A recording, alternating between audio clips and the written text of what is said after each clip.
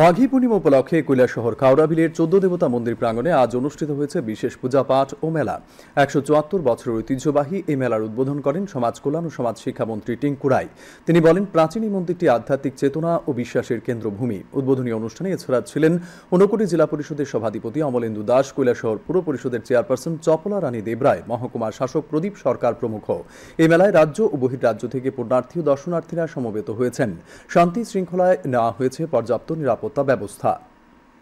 গ্রামীণ সংস্কৃতি, আমরা এই ধরনের মেলা পৌরাণিক যে তার পরম্পরা এবং আধ্যাত্মিক তার যে দিব্যতা, এই তিনটার একত্রিত মেলবন্ধনই হচ্ছে মেলা।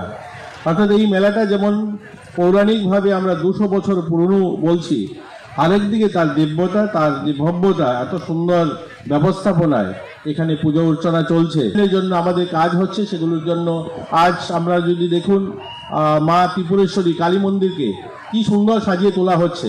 আজ ঊনকোটির উন্নয়নের জন্য ঊনকোটিকে আমরা সাজিয়ে তুলছি। ঊনকোটির অনেকগুলো কাজ ইতিমধ্যে শুরু হয়েছে সোনামুখীতে।